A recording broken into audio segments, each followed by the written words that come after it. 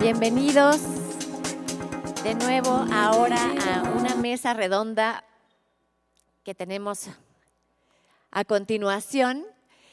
Y bueno, pues estamos en nuestra segunda ponencia de este día, del segundo día de Latino Gastronomic. Bienvenidos a los que se van incorporando. Y bueno, pues esta en lo personal es una ponencia que yo vengo añorando desde que creativamente estábamos pensando esto. Es algo que pues es importante poner sobre la mesa, ¿no? Y sobre todo en un continente en donde las modas parecen homogenizar lo que tocan y pareciera que todos los restaurantes a veces solamente ponen modas y lo importante es tener espacios aesthetic, ¿no? Más que una comida que proponga temas relevantes en la mesa. Pero también en ese sentido contamos con chefs, productores y también comensales responsables, cuyas decisiones conscientes nos dan la posibilidad de preservar cultura, biodiversidad y poner en marcha un motor de cohesión social. El día de hoy hablaremos de eso, de cómo la gastronomía sí revoluciona, sí propone, sí se convierte en el sostén de personas, de paisajes, de historias, y que se resiste contra la homogenización cultural, ¿no? De pronto todo parece idéntico. Y para ello tenemos a dos grandes de la cocina latinoamericana, a quienes admiro personalmente por sus labores en este sentido y efectivamente por su gran gastronomía.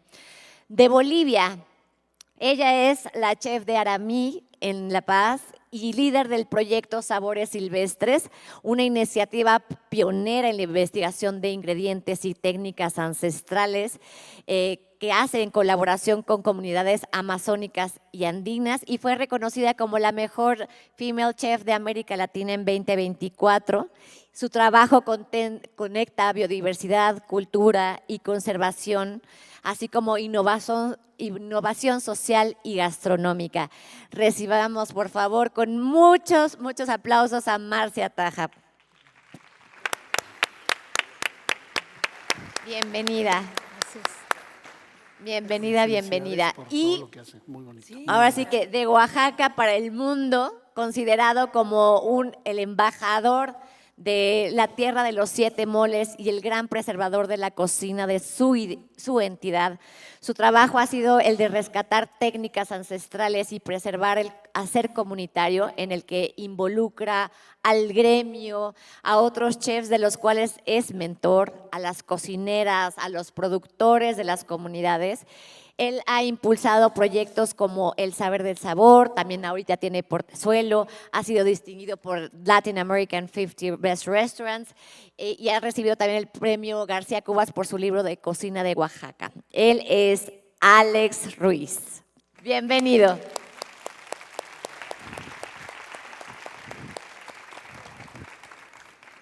Bueno, pues, bienvenidos. Gracias. ¿Qué temas tan importantes, ¿no? Hablando de la homogenización cultural, en donde ahora todo es más moda que en realidad tener conciencia a la mesa. A mí me gustaría que para empezar los dos nos compartieran cuál es este motor que los impulsa a ser cocineros en comunidades más allá que en sus restaurantes. Muy buenos días, Shadia, chef. Buenos días. Un honor estar acá presente y hablar de este tema que es tan importante.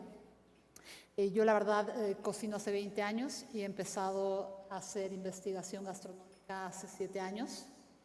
He fundado mi restaurante hace 8 meses, pero era jefa de cocina del restaurante Gusto durante 12 años, donde es ahí donde fundamos Sabores Silvestres. Este proyecto que me abrió las puertas y la cabeza mostrándome un mundo que no conocía.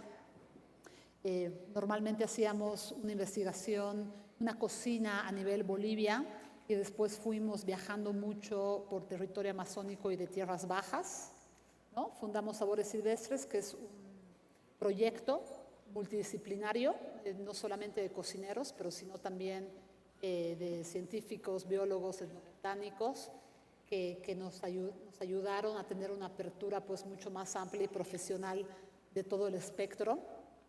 Y a través de este proyecto pues se abre un mundo grande de posibilidades donde yo empiezo a conocer mucho más de mi cultura, empiezo a conocer de que, bueno, Bolivia es solo más allá de altiplano, ¿no? Yo sé que tenemos mucho ese pensamiento popular afuera de que Bolivia es altiplano solamente, pero lo que muchos no saben es que mitad del territorio boliviano son bosques. La mayoría de las naciones indígenas en mi país están concentradas en estas tierras bajas amazónicas y, por supuesto, la mayoría de biodiversidad también están concentradas en estas tierras, ¿no? Entonces, para mí, haber construido Arami, que es mi restaurante, significa pedazo de cielo en guaraní, que es uno de nuestros idiomas ancestrales, ha sido hacer un homenaje a todo lo que las comunidades me han enseñado, a todos los productos que me han mostrado que lamentablemente no llegan a nuestros mercados populares, todas esas técnicas ancestrales que siguen manejando, que siguen conservando a través del hacer. Entonces, a mí lo que me motiva es eso, ¿no? Poder mostrar una parte de Bolivia que lamentablemente no está visibilizada como debería. Y creo que yo como cocinera siento que tengo esa responsabilidad de mostrar también esa cultura viva a través de lo que más amo, que es la cocina. Y bueno, y estoy en ese proceso justamente ahora, ¿no? Qué lindo, muchas gracias, Marcia. Alex, cuéntame. Pues nada, buenos días a todos. Gracias por acompañarnos. Pues algo parecido, ¿no? Yo tuve una infancia igual en el campo. Tengo la fortuna de haber sido heredado de estos nombres de hierbas, de condimentos, de insectos, de aves, de animales, porque los tenía ahí alrededor, ¿no? A mis hijos, por ejemplo, están chicos todavía. Espero, si son cocineros, cocineras, qué bueno. Si no, por lo menos saben identificar cuando vamos por el campo y tomo las hojas de una hierba silvestre y la aprieto tantito, se las doy a oler y les digo, esto se llama romerillo. No les digo nada más. De ahí seguimos caminando, encontramos otra hierba y le digo, esto se llama tal cual. De repente atrapamos un chapulín y le digo, pruébalo, así, crudo, vivo, tal cual, ¿no? Porque ahí nacimos, porque ahí nací. Y este proyecto Portozuelo, que es del que voy a hablar, ¿no? De Casa Oaxaca, para nosotros como familia, que somos 5 hermanos, 2 mujeres, 3 hombres, que venimos de ahí, que venimos de la tierra, que venimos de agarrar una yunta y ararla, de saber los procesos de producción o de siembra de cacahuate, de maíz, de frijol, de chile de agua, de comer chapulines, así como se lo estoy compartiendo, de mi papá agarrar una tortilla que le preparaba a mi mamá andando en el campo, cortando el cogollo, le decimos, la parte más tierna del aceitillo, que crece en la milpa, que es maleza en la milpa, y los oaxaqueños a las plagas, ya sea hierbas o ya insectos, no lo comemos, así la combatimos. Entonces le ponía la tortilla y se lo comía tal cual, ponía sal y dice, hijo, este es aceitillo. Entonces traemos como familia ese origen, digamos, gastronómico, y yo de lo que me quejaba, así como de llevar el nixtamal e irme comiendo los granos de maíz nixtamalizados en camino al molino y recoger la masa y oler esa masa al recogerla del molino, pues es de lo que vivo ahora, ¿no? Ahora doy talleres de cocina allá en Portozuelo y de lo que me quejaba es de lo que vivo, ¿no? Entonces, nacimos en ese contexto, salimos de la comunidad para estudiar, para educarnos. Uno es abogado, el otro es arquitecto, 2 administradoras. Y yo estudié una licenciatura en idiomas, pero bueno, vivo de cocinar, lo cual lo hago desde los 12 años y desde los 26 ya de manera profesional en Casa Oaxaca. Y dentro de este ir y venir en estos congresos de cocinar con amigos en diferentes ciudades dentro de México y afortunadamente también fuera de México, te das cuenta quién eres, de dónde vienes y empiezas a sentir ese orgullo de tu tierra, por tu tierra, de tus ingredientes, de tus técnicas, de tus genes incluso. Y la vida nos volvió como familia, ahora que somos padres y madres de familia, a compartirle a nuestros hijos ese origen, llevarlos y poner los pies sobre la tierra, literal, e ir y atrapar esos chapulines, e ir y arrancar una mata de cacahuate y ver cómo se da y a qué huele la tierra, a qué huele el cacahuate, lo abres y a qué sabe, a qué debe de saber un cacahuate. Y es lo que quisimos mostrarle a nuestros hijos. Y así es como surge Portozuelo. Portozuelo no es un restaurante campestre, no es una huerta, no es una granja, es un proyecto local dentro de una comunidad que se llama La Raya de Cimatlán, donde gira alrededor de, mimetizados con la comunidad, donde hay talleres de cocina tradicional, donde hay talleres de agricultura biointensiva, es decir, aprender a hacer composta, a trabajar la tierra, a calendarizar los cultivos y además de una escuela de oficios en la que estamos trabajando, además de una mini unidad deportiva ahorita.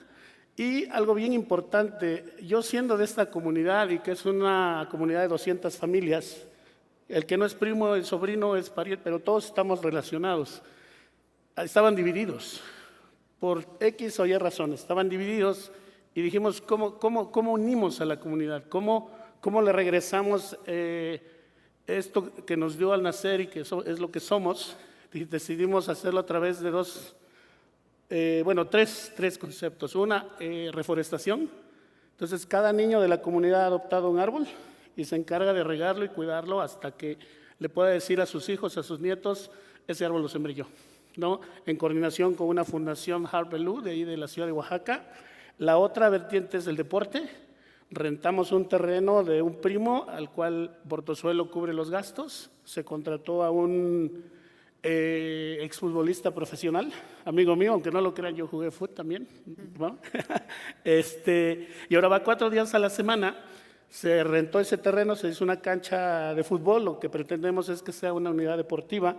Y hay 45, 48 niños y niñas haciendo deporte ahí 4 días a la semana, y no solamente de La Raya de Cimatlán, de las comunidades alrededor. La otra actividad es esa escuela de oficios en la cual estamos trabajando. La idea es hacer un colectivo de artesanos en Oaxaca y que vayan ellos a compartir su conocimiento con los niños y niñas de la comunidad. Entonces, alrededor de eso es donde gira Portozuelo, usando como pretexto también la gastronomía. Todo lo que hay en Portozuelo se compró en la central de abastos. Las mesas son de madera hechas por artesanos de la central. Los platos son esos platos donde comemos los de la comunidad y que también se venden en la central. Y así como eso, el servilletero, la manteleta, las cazuelas de barro, y cocinamos solo con leña y cazuelas de barro, en honor a mi mamá, que nunca cocinó con gas, siempre lo hizo así. Y bueno, más o menos esto es lo que estamos haciendo. Qué increíble, muchísimas gracias. Vamos a darles un aplauso porque de verdad hacer una labor así comunitaria que realmente deje una huella, pero no una huella de carbono, sino una huella en la vida y el desarrollo de las personas, de las comunidades, del entorno, es como lo importante. Cuéntame, Marcia, ¿cómo es que la gastronomía se integra a este proyecto que tienes alrededor de Aramí? Bueno, algo súper importante que yo creo que los alumnos, por sobre todo, que están empezando en esta carrera, que puedan entender es de que la sostenibilidad está 100% ligada a todo lo que consumimos, ¿no? Muchas veces no vemos esa conexión, pero es una conexión que está súper ligada. Y bueno, yo pongo un poco el tema de Bolivia desde mi territorio. Bolivia está en el corazón de Sudamérica. No tenemos salida al mar, pero tenemos un mar verde que es la Amazonía, al cual yo creo que muchos bolivianos nacemos dándole la espalda. Pero para mí es un mundo el cual hay que cuidar y que lamentablemente se habla muy poco y está siendo devastado en estos últimos años por sobre todo, ¿no? Como hablaba hace rato, un gran porcentaje de la biodiversidad boliviana en cuanto a flora y fauna, el 80% está en estas tierras bajas y amazónicas. Y bueno, el problema más grande que tenemos justamente es la falta de consumo biodiversos, ¿no?, que crecen en esta región, ¿no? Entonces muchos me dicen, pero chef, ¿qué tiene que ver yo con lo que se conserva en la Amazonía? Y lo tiene que ver todo, ¿no? Yo siempre digo, cada vez que nosotros estamos comprando en el mercado 1 kilo de esta fruta amazónica, media extraña, exótica, pero seguramente sabrosa y que además es un superfood, estamos aportando a la conservación de ese metro cuadrado dentro de tierras amazónicas. ¿Por qué? Porque cuando nosotros no consumimos estos productos, la gente en las comunidades indígenas necesariamente no lo ve como un producto, valga la redundancia, productivo económicamente, y lo que ha sucedido muchísimo en estos años es que hay la deforestación de estos insumos, ¿no?, que está haciendo cada vez abrir más la frontera agraria para la producción, ya sea de soya o de forraje animal, ¿no? Y por otro lado, también es el otro problema que es mucho mayor, o yo no sé si es mucho mayor, pero igual de malo, el tema de explotación de recursos no renovables, que también es muy fuerte en la Amazonía. La gente ha dejado de cultivar, ha dejado de recolectar, de pescar y de cazar, y se está enfocando muchísimo en el tema de la minería, ¿no?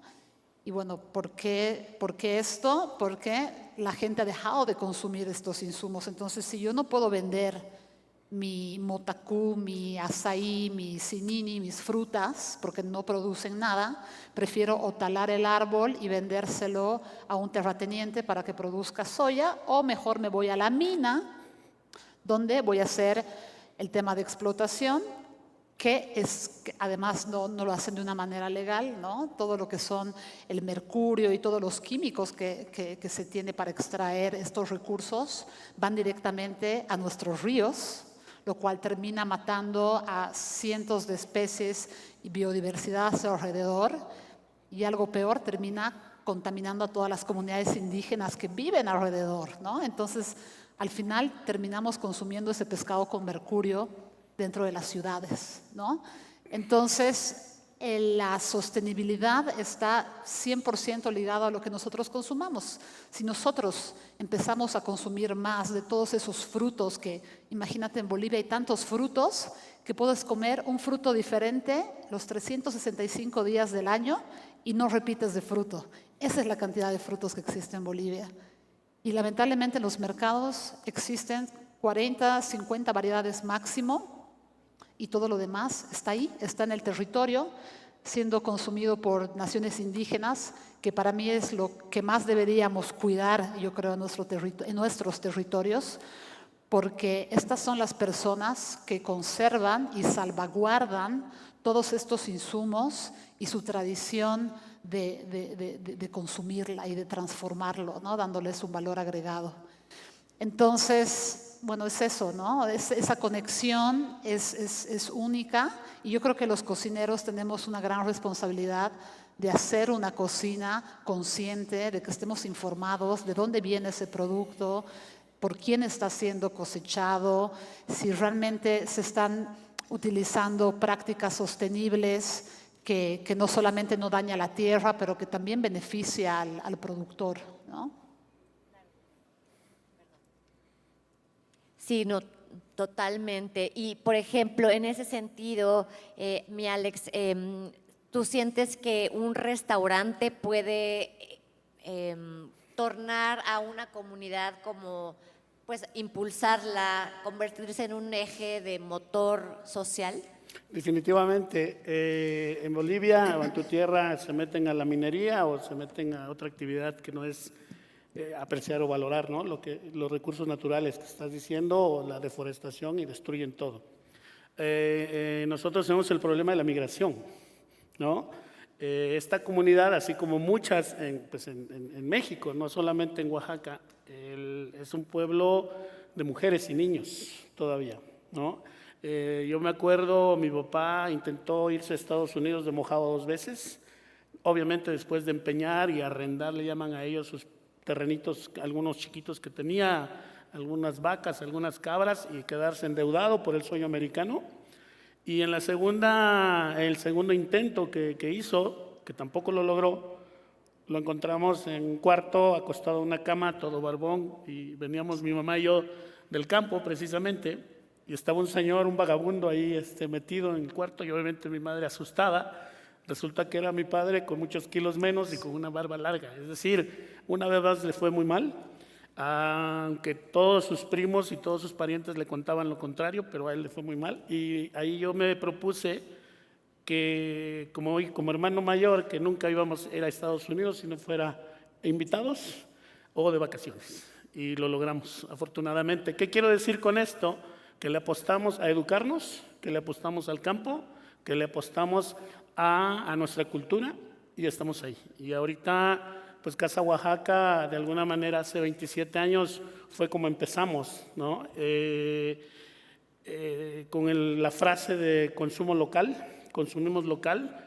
Afortunadamente en Oaxaca comemos, nos emborrachamos y nos vestimos oaxaqueño, entonces lo traemos en la sangre, es por convicción, y es lo que hacemos en Portozuelo. Ahora Portozuelo, pues hay 6 restaurantes además, y no lo digo de manera arrogante, sino porque hemos sabido diversificar el mercado. Hay un restaurante de barbacoas, uno de pescados y mariscos, uno de el taller de cocina, Casa Oaxaca con cocina más evolucionada, etcétera, y está Portozuelo, pero en Portozuelo con 40 camas de hortalizas y verduras, gallinas, patos, conejos, donde estamos ya produciendo un 25-30% de los insumos que se utilizan en los restaurantes, donde están ahora, a lo que iba es que hoy en día con cerca de 25 personas de las comunidades alrededor que laboran en Portozuelo, estamos haciéndoles saber, haciéndoles entender el orgullo y ese gran conocimiento cultural que tienen de saber preparar una tortilla recién hecha, de saber nixtamalizar, de conocer también los procesos de cultivo de las hierbas, de las plantas, del maíz, del frijol, etcétera. Y cuando yo llevo extranjeros, chefs incluso, que vienen de Texas, que vienen de California, Nueva York, etcétera, a tomar cursos ahí, y ven la cara de estos extranjeros de asombro cuando echan una tortilla al comal y se infla, y cuando veo que revaloran lo que son y lo que tienen, a lo que voy es, ahora 25 familias dependen directamente de este trabajo que tienen ahí, por lo menos, y hay el doble indirectamente, y que con eso nos sentimos muy, muy contentos, muy orgullosos. No estamos satisfechos aún porque estamos en el camino, pero en Oaxaca, como saben, este crisol de gastronomía, de propuestas gastronómicas en la calle, en el mercado, en los restaurantes, hay para escoger. Tú puedes comer con 100 pesos o con 500 o más, depende. Y rico además, y rico, y tradicional, y con el ingrediente fresco.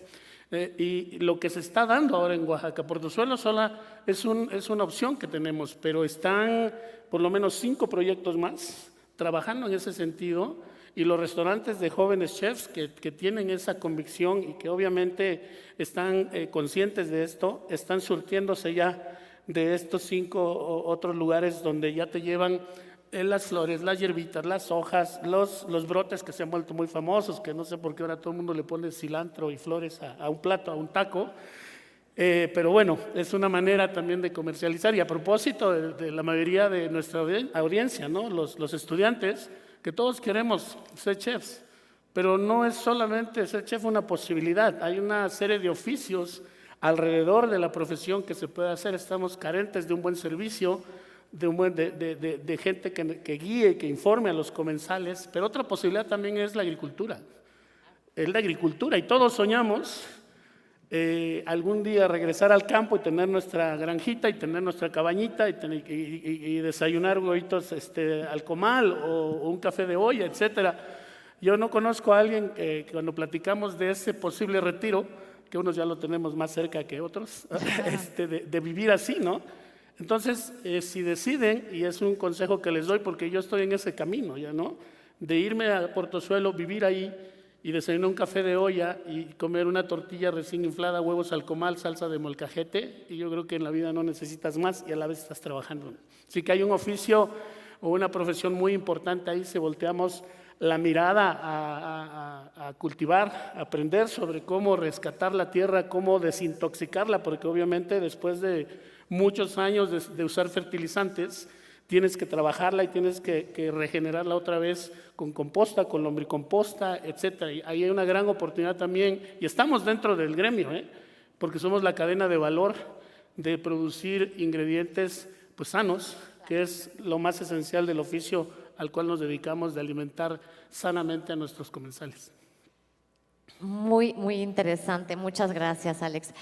Y cuéntame, por favor, Marcia, en tu proyecto en el que trabajas con científicos, con biólogos, pues es una comunidad bastante nutrida y diversa.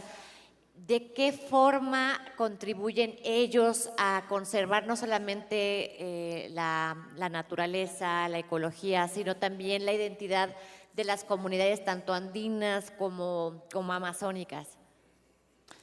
Bueno, ahora mismo estamos trabajando con WCS, Conservación para la Vida Silvestre, que es una fundación que está 20 años en Bolivia y que ha podido hacer sinergia y construir como unas relaciones como de mucho respeto con las comunidades indígenas, y eso para nosotros ha sido una gran puerta para poder entrar a visitarlas, ¿no? Porque y yo creo que es en todos lados, tú no entras y dices, bueno, quiero ver qué haces, y no, como un extraño.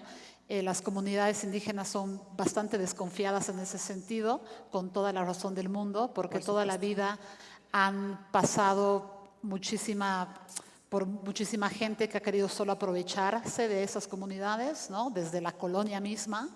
Entonces, para nosotros como cocineros era muy difícil como ir y hablarles y de pronto desarrollar esa relación de confianza. Y bueno, estos proyectos nos abrieron un poco las puertas porque ellos van trabajando 20 años en esto, ¿no? Entonces, por ejemplo, los lagarteros es uno de los proyectos con los que trabajamos ya 10 años. Estos están en la comunidad de Cachichira, que es al norte de la Amazonía paceña, porque La Paz no solamente es Andes, de hecho yo vivo casi que a los 4.000 metros sobre el nivel del mar, es bien alto, pero también tenemos la parte baja, la parte baja amazónica paceña, donde está el Madidi, que es el parque nacional más biodiverso del planeta, ¿no? El Madidi, y es ahí donde hay una comunidad que se llama Cachichira, que son recolectores de carne de lagarto, que básicamente tienen un proyecto de cosecha de carne de lagarto sostenible, y ellos cosechan 1 o 2 veces al año. Por ejemplo, es ahí donde entra toda la parte, digamos que más profesional de biólogos, que les dan las pautas a las comunidades para que, por ejemplo, su cosecha sea sostenible, ¿no? Entonces, se hace un conteo de especies, ¿no? Y del 100% para que sea sostenible, porque obviamente los humanos somos buenos para erradicar todo, ¿no? Entonces, ¡ay, qué rico este paiche o pirarucú que pasó en el Brasil y en el Perú! Y de un año al otro ya no había paiche, no había pirarucú en los ríos de la Amazonía peruana y brasilera. De ahí han empezado a hacer granjas de pescado, ¿no? Pero bueno, el problema ya estaba hecho, habían arrasado con absolutamente todo, ¿no? Acá lo mismo. Entonces, ¿cómo de pronto, ok, sí, biodiversidad e insumos que de pronto las comunidades indígenas consumen, pero yo quiero traer hasta mi ciudad y que también la gente lo consuma? Hay que hacerlo sí o sí con una rama profesional y científica que te diga, ok, sí, hay mucho lagarto. De hecho, el lagarto es como una plaga en la Amazonía, pero eso no significa de que tengas que arrasar con esa plaga, porque se puede dar la vuelta y de plaga se puede convertir animal en lista roja porque ya te lo has comido, ¿no? Entonces, lo que hacen los científicos es dar las datas de, ok, se puede consumir el lagarto, pero a partir de este conteo se consume solo el 2% para que sea sostenible a largo plazo, ¿no? Entonces son los científicos que dan las pautas a las comunidades y así se trabaja como en un equilibrio, ¿no? Con conocimiento, de la mano del conocimiento siempre, que yo creo que ese es un error de muchos cocineros, por hacer el bien, por mostrar algo diferente. De pronto he escuchado de que de pronto ha habido intoxicaciones porque pones, no sé, un poquito más de una flor extraña, ¿no? Y no sé, de pronto una persona era alérgica o le dio una diarrea o una intoxicación, ¿no? Entonces el etnobotánico te va a dar la pauta y te va a decir, bueno, sí puedes consumir la flor, pero 2 flores está bien, 3 te va a dar una diarrea y tal vez a la 6ª te mate, ¿no? Porque hay muchos alimentos que, bueno, son tóxicos, pero en diferentes grados y en proporciones. Entonces yo creo que los cocineros tenemos que sí o sí trabajar de la mano también de científicos que nos den estas informaciones que hacen que hagamos una cocina al final responsable y sostenible, ¿no? Claro. Alex, ¿tú trabajas con algún botánico, con un científico, algún antropólogo? ¿De qué forma los científicos, o sea, pues sí, todas estas ciencias, tanto humanas como botánicas o ecológicas, bueno, están en la cocina con ustedes conviviendo? Sí, por supuesto, hay una bióloga y hay un ingeniero agrónomo que, pues, zapatero de tus zapatos, ¿no? Claro, que se 100%. encargan obviamente de todo el conocimiento y los procesos técnicos de cómo trabajamos. Obviamente hay una planeación, hay una organización, hay una ejecución. Y yo sigo aprendiendo, yo estoy aprendiendo, ¿no? Porque de repente queremos tener algún producto todo el año cuando no se puede por el clima. Afortunadamente tenemos un clima muy, muy amable y hay hierbas y hay productos que sí se pueden tener todo el año, pero hay otros que definitivamente tienen que ser por temporada y toda esta agricultura rotativa que tiene que ser por la propia salud de la tierra, ¿no? Entonces, a lo que voy es, yo sigo aprendiendo en trabajar con ellos y preguntarles qué producto se da mejor en qué temporada. Y en ese sentido, armar menús. De hecho, a partir de Muertos ya empiezo con un menú de degustación solo los viernes, solo un día, allí dentro de la huerta, donde vamos a cocinar solo con las proteínas de los animalitos que engordamos y solo con las hierbas y las hortalizas, hojas, tubérculos, etcétera, que producimos en el huerto, ¿no? Y por ejemplo, por ejemplo, en tu trabajo con las cocineras tradicionales también, ¿cómo es este descubrimiento?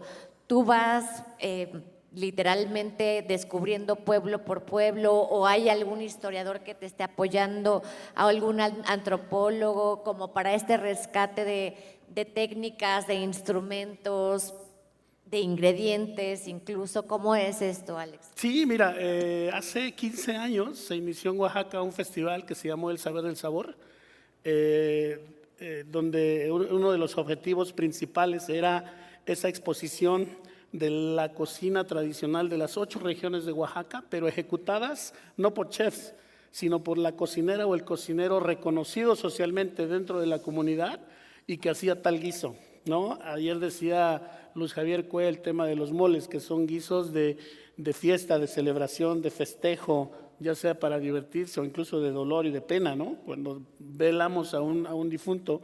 Entonces nos dimos a la tarea, un par de amigas y yo, de ir a las 8 regiones de Oaxaca y preguntar no desde el lado institucional, sino desde la gente de la comunidad, qué persona era la que se encargaba de cocinar esos guisos en la festividad del pueblo, porque ahí es un tema de honor, ¿no? Que te sea reconocida e invitada a cocinar para 800, 500, 600 personas 3 días, ¿no? Que es lo que dura el festejo de una mayordomía o una boda. Entonces sale muy caro casarse en Oaxaca.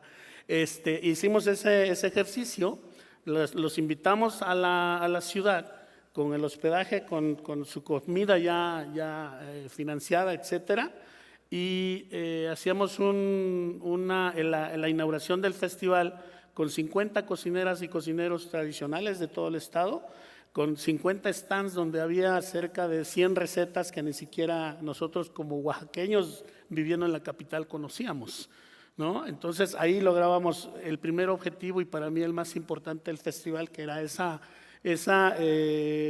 exposición de toda esta cultura gastronómica Y obviamente incluía toda esa cadena de valor de comprar los ingredientes al vecino, al pueblito de al lado, porque tenemos ingredientes que no hay en una región a otra, ¿no? Aunque es mismo Oaxaca, yo podría decir que hay 8 Oaxacas dentro de Oaxaca. Por eso está, y lo voy a decir así, ¿no? Por eso esta hegemonía de Oaxaca con nuestra cocina hacia el mundo. Y pues obvio, en temas que no sabemos nos asesoramos, pero siempre hay un habitante de esa comunidad que con gran orgullo te comparte y te lleva con la gente correcta, ¿no? Que sabe y que es reconocida por años por esa tradición de preparar ciertos guisos. Y ahí, pues, por ejemplo, en la Chinantla, ¿no? Llevaban un guiso que, más bien, llevaba una exposición. Yo conocí 7 tipos de cilantro en la Chinantla. Yo conocía 2. Y hay 7 tipos de cilantro que se usan para guisos muy, muy específicos. Entonces, ese aprendizaje que uno va teniendo a lo largo de la vida, y que ese festival duró cerca de 12 años llevándose a cabo, vino pandemia y como muchas cosas en el mundo, pues se detuvieron, pero ahí lo tenemos en compás de espera. Y el otro era pues invitar a los chefs mediáticos de este país y algunos de fuera, y en 12 años nos dimos la oportunidad de compartirles nuestra cocina, nuestra técnica, nuestros ingredientes. Y a partir de ahí se habla de chihuacle rojo, negro o amarillo, o de hierba de conejo en un restaurante en Monterrey, no sé, en Querétaro, en Ciudad de México, y en latitudes donde no tenían ni idea, ¿no? de esta cocina y de los ingredientes que hacen posible toda esta variedad de sabores.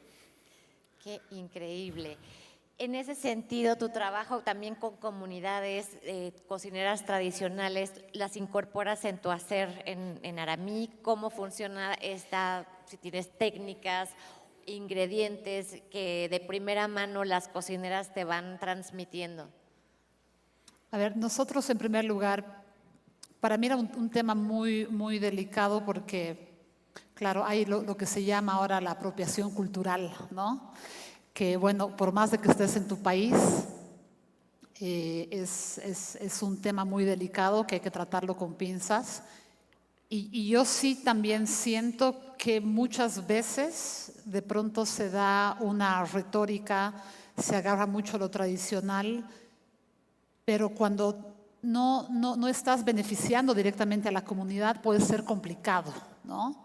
Entonces, lo que nosotros hacemos no hacemos una cocina tradicional que es prehispánica, ¿no? Un poco como para entenderlo, en Bolivia tenemos la cocina tradicional criolla, que es la que celebramos y comemos siempre en nuestras casas, ¿no? Que es un poco el sincretismo de lo que se trajo a Europa con lo nativo. Pero lo que yo hago es un paso más atrás. Yo veo más lo nativo y lo prehispánico, ¿no? Okay. Que está muy presente, muy vivo, al igual que muchas comunidades seguramente en México. Y lo que hacemos nosotros son reinterpretaciones de muchos platos, pero siempre de la mano con el contar, ¿no? De dónde viene, quién lo produce, dónde es el territorio, cómo las comunidades trabajan con este insumo, ¿no? Y por sobre todo, poder abrir aperturas de mercado dentro de estas comunidades y que la misma gente te venda el producto, ¿no? Entonces, por ejemplo, trabajamos con frutos amazónicos, pescados como la piraña, la palometa, el surubí, el paiche, ¿no? Que es el pirarucú, que es una especie, de hecho, que no es nativa boliviana, que en los 70s el pescado por una riada entró a ríos de la Amazonía boliviana y se está comiendo absolutamente todo. Entonces, casi que haces patria al comer paiche porque está erradicando absolutamente toda la fauna nativa de estos ríos, ¿no? Entonces, lo que nosotros hacemos es eso, ¿no? Darle una reinterpretación al producto, pero por sobre todo ver la manera de cómo trabajar con esta comunidad, ¿no? Que siempre puedes beneficiar en algo y que obviamente jamás nosotros entramos con, de pronto, no sé, con una retórica de, yo he venido a ayudar o mucho menos, es como yo he venido a trabajar contigo y trabajemos juntos, ¿no? Y que ha sido difícil la construcción de esta relación. Es un aliado, no ayudas. Nos pasaba con el mezcal perdón que te interrumpa. No, por favor. Nos pasaba con el mezcal hace 15, 20 años, donde llegaba gente obviamente con una visión de negocio, lo cual no está mal, pero decían, es que vengo a salvar a una familia de mezcaleros que están jodidos, ¿no? Así lo decían, porque a mí muchas veces me tocó ser el enlace entre lo que buscaba este personaje y lo que había en mi tierra, ¿no? Y no vienes a salvar a nadie, ¿no? Perdón por tu argumento, pero creo que desde ahí ya estás mal. Somos aliados, somos equipo. Exacto, vengo a trabajar contigo. Exactamente eso. Ahora ya cambiaron el discurso, obviamente, pero hace 15, 20 años era así. Y toda tu proveeduría o gente que hace cosas interesantes, pues son tus aliados para que todos juntos podamos hacer. Porque tú cocinas y tienes quizá una visión, pero no lo haces todo, ¿no? Exacto. Es imposible hacer todo. Y qué bueno que no se puede hacer todo, porque de esta manera podemos precisamente poner en práctica esta filosofía de vida que traemos de el beneficio de todos, ¿no? Exacto, todos nos beneficiamos y todos crecemos juntos, ¿no? Eso es. Entonces, para mí es eso, nosotros trabajamos mucho de la mano de ellos nos mandan el producto. Como les decía, yo estoy en La Paz, pero hago cocina amazónica y de tierras bajas. Eso está a 12 horas. Bolivia geográficamente es inmensa. Tener que hacer las logísticas que lleguen a ser sostenibles han sido 10 años. De que el pescado, la piraña que tiene 12 horas de viaje, te llegue fresca. ¿Cómo haces eso? Cadena de frío. Ya, o sea, digamos, este proceso de huella de carbono, ¿cómo lo has logrado reducir con estas distancias? Bueno, por un lado, organización, ¿no? O sea, yo no puedo pedir mi pescado fresco todos los días, en primer lugar. Ahí cambia el chip, ¿no? Aquí es una belleza porque vas y tienes el pescado del día. Allá no se puede hacer eso. Tú necesitas tener una cadena de frío muy controlada, que llegue, faenear, congelar, ¿no? Tener una buena congelación, una buena cadena de frío, usar, no sé, el mejor packaging que se pueda para que el pescado no se te seque en la heladera. Entonces cambias un poco el chip de la logística y obviamente son cantidades mucho más grandes las que tienes que pedir. No puedes pedir 5 kilos, tienes que pedir 70 en vez. Entonces un poco esa lógica va cambiando y el transporte es un tema, ¿no? Porque en Bolivia necesariamente no tenemos la mejor infraestructura en carreteras. Muchas veces el pescado se queda en medio del camino porque se cayó el cerro y de ahí ya tu pescado no pasa, o los ríos crecen, o no sé, cosas hasta que he vendido el pescado porque me han ofrecido más plata muchas veces, ¿no? Que es ahí donde entra un poco como, bueno, pero a ver, ¿no? Tú también tienes que presionar de ese lado porque, bueno, al final yo tengo un negocio, no es un proyecto social, ¿verdad? Entonces también ellos entienden eso. Y bueno, ha sido una construcción que duró mucho tiempo, pero ahora podemos decir que tenemos logísticas sostenibles y los productos nos llegan hasta la ciudad, lo cual es un gran beneficio. Yo tenía una pregunta para el chef, perdón que te corte. En Bolivia hay un fenómeno, y seguramente en muchos países en Latinoamérica. Yo hice una encuesta a 40 cocineras tradicionales de street food en La Paz, ¿no? Las que tenían un ejemplo de éxito, en general, a las que mejor les iba, digamos, económicamente. Y el 99% de las vendedoras tenían a sus hijos profesionales en muchas carreras, ninguna relacionada a la gastronomía, ¿no? Entonces yo les preguntaba, y bueno, ¿y quién va a heredar el puesto? ¿No? Y ellas decían, ojalá que nunca herede ninguno el puesto porque realmente es un trabajo sacrificado y yo toda mi vida he trabajado para poder llevar a mis hijos a la universidad y sacarlos profesionales. Entonces, claro, nos ponemos a pensar y decimos, y bueno, ¿y dónde está nuestra cocina tradicional, ese oro del cual tanto nos jactamos, ¿no? Como cocineros latinoamericanos? Y que además es la preservación de nuestro patrimonio gastronómico vivo, ¿no? Entonces, ese fenómeno es muy fuerte en Bolivia. No sé cómo lo sea acá. Yo sé que el mexicano es muy orgulloso de su gastronomía en general, pero no sé, el caso de Bolivia es así, no sé cómo es el mexicano. Yo creo, sí, ¿no? Yo creo que esta visión de las cocineras tradicionales de Bolivia, que también hay en México, obviamente es un acto de amor, aunque suene paradójico, de sugerirle a sus hijos que no se dediquen a la cocina porque obviamente es una chinga. Como decíamos ayer, si no hay pasión por lo que se hace, pues es una chinga. Si la hay, obviamente es un disfrute y es lo que lo que nosotros hacemos, ¿no? Y creo que cuando encuentras tu vocación, es cuando nunca sientes que trabajas, cuando cada día te levantas con esa intención, esas ganas, esa alegría por hacer algo, ¿no? Desde la cocina, desde el mercado, desde la agricultura, desde donde lo veas, que todo está interrelacionado, pero sí pasa eso. Muchas veces hay ese argumento de, a mí me lo preguntan, oye, ¿quién de tus hijos va a ser chef? Yo le digo, pues ojalá que ninguno, porque yo de alguna manera no tuve opción, fue como un destino por ahí y lo celebro, y si volverían a hacer lo haría otra vez. Y a propósito de todos estos chicos que están aquí, que por supuesto que han escogido la profesión o el oficio más hermoso que existe, pero hay otros casos de éxito también. Hay una cocinera en el mercado de abastos, súper famosa hoy en día, que hay filas para ir a probar sus memelas. Se llama Doña Vale. Nosotros la conocimos como la güera del de abastos, ahora es ya Doña Vale, y su hija era ejecutiva de un banco con muy buen puesto, ¿no? Y obvio llegaba yo a desayunar y llegaba ella con sus uñas perfectamente, ¿no? Ya sabes, con el uniforme, hermosa, bien peinada y todo. Y veía a su mamá atoradísima de trabajo. Y yo le decía, oye, more, vente para acá, ayuda a tu mamá, porque para colmo es su única hija. Y obvio como que veía la grasita y se alejaba y todo, ¿no? ¿Qué crees que hizo? Renunció al banco. Cuando sale Doña Vale en Netflix, obviamente se multiplica su éxito.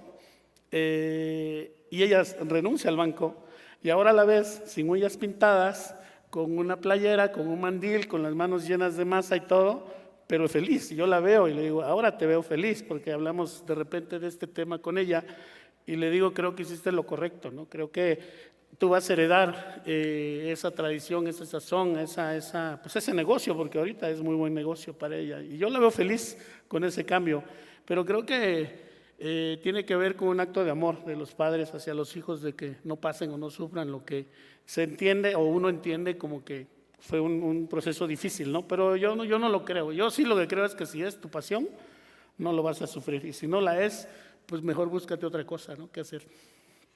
Bueno, y qué importante preservar lo que dices, ¿no? La cultura gastronómica de cada uno de nuestros países, de nuestras regiones, de nuestros territorios.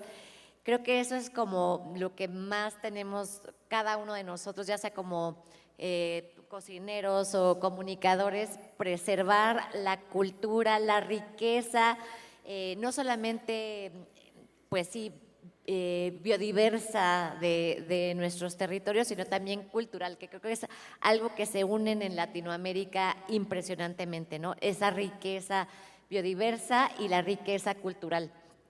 No sé si alguien en el público tenga alguna pregunta para nuestros ponentes y les pasamos el micrófono. Si alguien, hasta ya alguien que me ayude, me habían dicho que me iban a poner un micrófono. ¿El micrófono? Ana, micrófono por allá, ¿sí? Bueno, a ver, si la puedes gritar.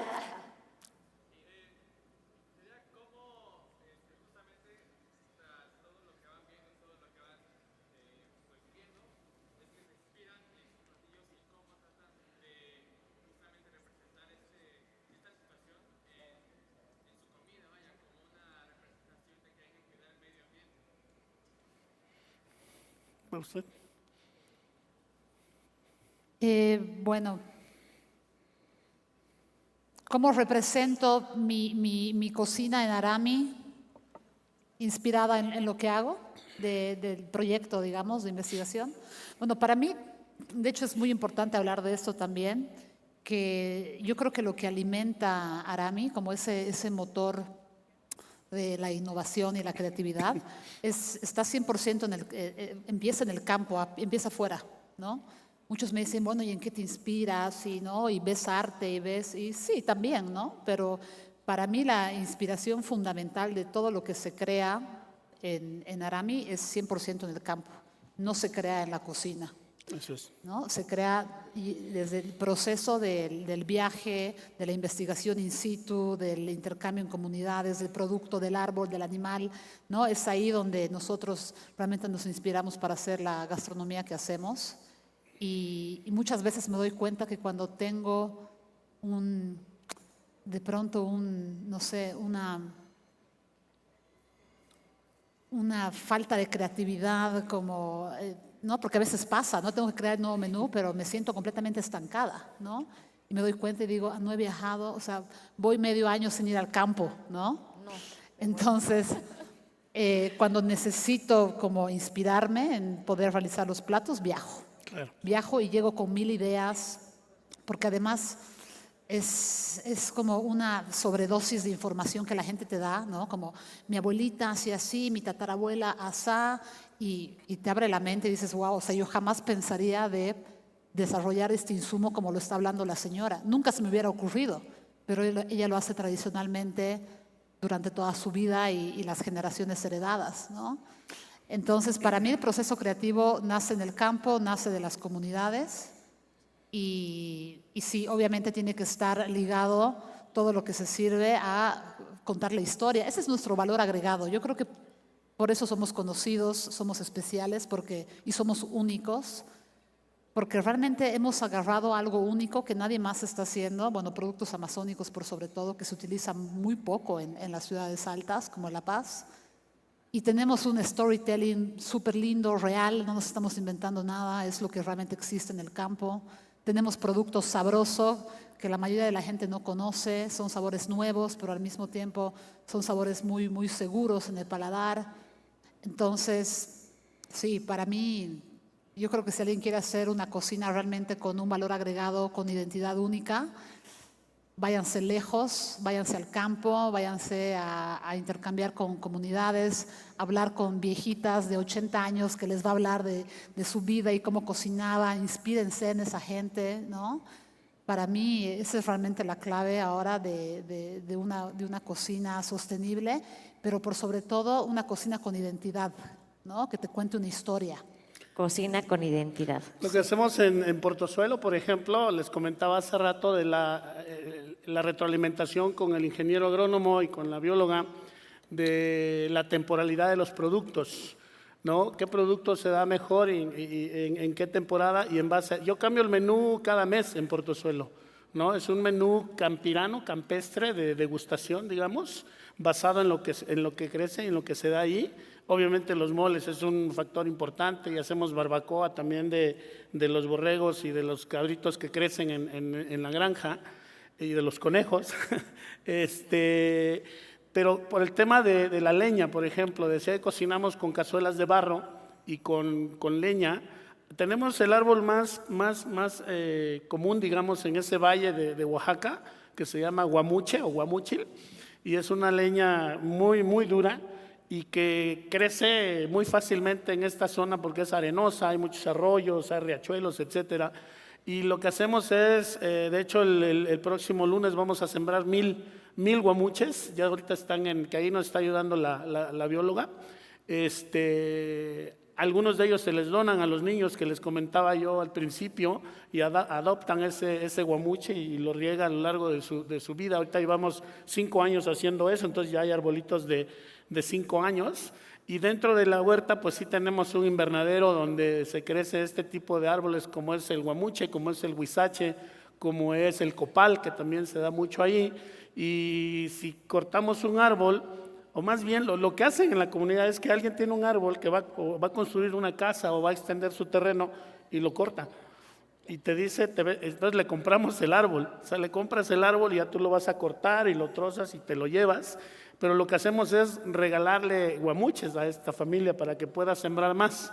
Y seguramente nos los va a vender después, esperemos.